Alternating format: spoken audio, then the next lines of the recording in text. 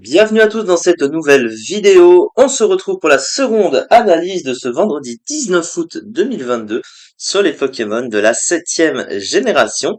Et nous allons parler dans cette vidéo de Malamandre. Alors Malamandre, qui est l'évolution de Tritox, hein, cette espèce de petite salamandre de feu, ce petit lézard qu'on peut voir ici même. Alors qu'est-ce que c'est en stratégie? Alors déjà le type. Elle a, hein, encore faut dire, il faut pas dire il, faut dire elle, parce qu'il y a que Tritox femelle hein, qui peut évoluer en malamandre, et du coup, elle, bon, on va dire, voilà, parce que c'est une fille, est de type poison-feu. Alors, poison-feu, c'est la seule famille évolutive qui a ce type, un poison-feu en combat. Alors, qu'est-ce que c'est, du coup? Alors, défensivement, c'est un type qui est plutôt sympathique, avec quand même des faiblesses qui sont très gênantes, hein. Il y a notamment la double au type sol, hein, qui évidemment très populaire en stratégie, c'est même un des 3 types de coverage les plus populaires puisqu'il est super efficace sur le type acier. Il y a une faiblesse au piège de roc très gênante aussi. La faiblesse eau, c'est très populaire également. Et la faiblesse psy, c'est peut-être un peu moins populaire, mais c'est quand même un peu gênant. À côté, il a beaucoup de résistance. Il a 3 doubles résistances, ce Pokémon, quand même, au type insecte, fée, plante. Plus 5 petites résistances, combat, feu, glace, poison et acier. Mais le problème, c'est qu'en fait, ce Pokémon tank tellement mal les coups que même des attaques résistées peuvent lui faire mal. Donc en fait, même s'il a beaucoup de résistance, bah ça peut pas vraiment jouer parce que c'est vraiment pas un Pokémon tanky. On va le voir, bah, ça se voit un peu avec les stats déjà. Ça vous entre spoil, mais il a quand même de bonnes. Après, le type en lui-même est quand même bon défensivement. C'est parce que, enfin, il a de bonnes résistances. Voilà, il a des faiblesses très chiantes aussi, mais il a de bonnes résistances. Si le Pokémon était plus tanky, ça pourrait jouer, mais en fait non, pas vraiment. Il suffit de pas grand-chose, hein, c'est vraiment un Pokémon très fragile, donc du coup, voilà. Offensivement, par contre, Poison Feu, c'est plutôt assez correct. Ça va plutôt bien ensemble, hein, globalement. Vous voyez qu'il est bon résisté par une petite centaine de Pokémon, mais il est super efficace sur 327 Pokémon. Et il a un coverage neutre plutôt correct, donc globalement, il va pas non plus s'en plaindre ce cher petit Salazzle, cette petite Salazzle, pardon. Alors, au niveau des talents du Pokémon. Alors, le premier, c'est un talent très spécial, puisque c'est le seul Pokémon, avec sa préévolution bien évidemment, à avoir Corrosion. Alors, Corrosion, c'est un talent très fort, hein, puisque c'est le seul talent qui permet à un Pokémon donc de type poison comme lui de pouvoir empoisonner les Pokémon de type acier et poison. Oui, vous avez bien entendu. Ce qui fait que un toxique utilisé avec ce Pokémon peut passer sur les types acier. Alors je crois par contre que les attaques de type poison ne peuvent pas toucher les aciers. C'est le statut lui-même, je pense, hein. Voilà, hein, parce que c'est l'empoisonnement, hein, c'est pas le type poison, hein, c'est pas l'immunité qui est annulée, hein, faut bien le prendre en compte.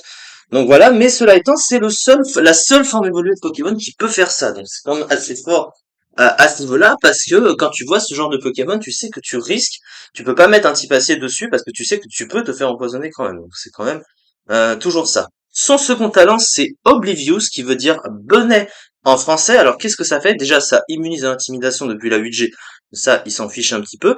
Mais ça immunise à Provoque, notamment au move de libre arbitre, hein, globalement, ça immunise aussi, je crois, à attraction, mais bon, ça c'est pas utile. Mais par contre, le fait d'être immunisé à provoque, bah ça te permet de te setup sans problème, sans que quelque chose vienne te bloquer, empêcher de te setup, du coup, pour être plus efficace sur le terrain, donc du coup c'est utile. Après, Corrosion est évidemment bien plus intéressant comme talent, puisque c'est le seul à l'avoir, et son effet est évidemment très fort. Donc évidemment, il n'a pas besoin d'un autre talent à côté. Même si il pourrait, hein, si jamais, parce que ce Pokémon va souvent va jouer des sets offensifs, bien évidemment, exclusivement. Vous voyez que par exemple ici c'est Oblivious qui est utilisé et pas Corrosion. Donc vous voyez que finalement, bah même si c'est un excellent talent, l'autre il est pas utilisé ici. Il est utilisé en underuse, il est utilisé en rare use, mais pas non les sous-tirs parce qu'on préfère, je pense, pouvoir laisser le Pokémon se setup et faire des dégâts, hein, puisque voilà, il est fragile. Du coup, on va voir un petit peu ces statistiques à cette chère petite malamande. Alors, ce qu'on voit hein, avec les statistiques, ça fait un peu le Pokémon Glass Cannon. Ça ressemble un petit peu. Déjà, c'est un Pokémon qui tape plutôt fort, même si c'est pas non plus très très fort. 111 en attaque spéciale reste quand même correct.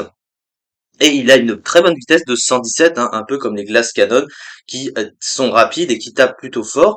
Parce qu'à côté, bah, à l'inverse, ils ont un bulk très mauvais et ce Pokémon est très fragile, hein. Il a 68 en PV et 60 dans les défenses, donc vous voyez, très mal les coups, même des attaques résistées peuvent lui mettre des dégâts, donc voilà, il peut vraiment venir sur aucune attaque ce Pokémon, c'est un peu le souci.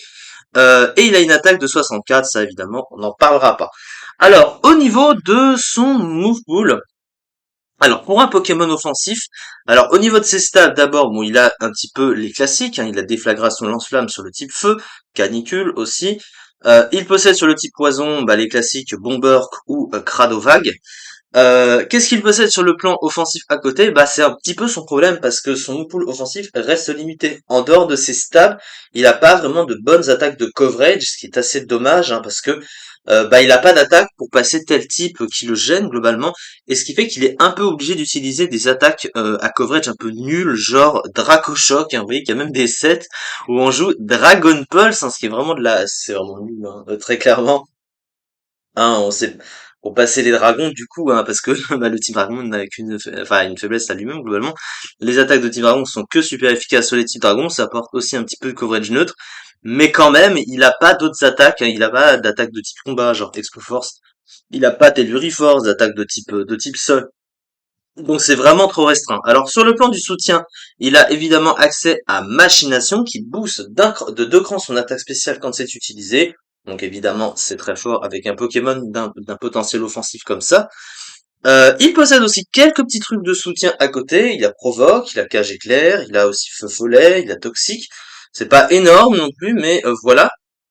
On note également hein, l'accès à Sabotage, même si c'est rarement utilisé, parce que bon, il préfère utiliser son potentiel offensif. Mais après, bon, faut quand même noter qu'il le possède, hein, évidemment. Mais voilà, c'est dommage qu'il n'ait pas assez de moves offensifs pour aller avec son setup, hein, qui lui permettrait d'élargir hein, son côté offensif, ce qui fait qu'il suffit simplement de prendre un Pokémon qui va pouvoir tanker ses stabs. On pense par exemple à Itran, hein, qui est immunisé au feu et au type poison, du coup, alors même s'il peut se faire empoisonner avec corrosion, bien sûr, et ben lui, il a Telluriforce et il suffit qu'il soit Scarf, ou qu'il puisse dépasser le Pokémon, ou qu'il puisse tanker une attaque et derrière, bah, il peut le tuer avec une Telluriforce ou deux. Tout dépend s'il a une sache ou pas. Bref, donc voilà, s'il y a vraiment un truc qui peut bloquer ces trucs, ces stabs, bah, il peut pratiquement rien faire parce que même Dracochoc du coup serait résisté par Itran ou Antipacier. Donc quand même c'est compliqué de se restreindre à ce genre de truc. Du coup, la fiche stratégique. Alors, très bonne statique en vitesse et en attaque spéciale. Un double type intéressant offensivement, de nombreuses résistances utiles, notamment au type plante, glace et fée. Accès à machination. Mais des faiblesses courantes, dont une au piège de roc, de mauvaises statistiques défensives et move pool offensif limité.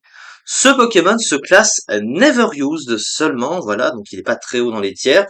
Pas trop bas non plus, et en Everused, il est quand même top tier, hein, il est 16e du Neverused avec un peu plus de 9% des usages, donc voilà, dans un tiers, il se maintient, même si, bien sûr, il n'est pas suffisant pour aller au-dessus. C'est ça, en tout cas, pour cette petite vidéo. On se retrouve pour la dernière analyse encore du jour qu'il nous reste à faire. Merci beaucoup de m'avoir suivi, et à très vite pour la suite.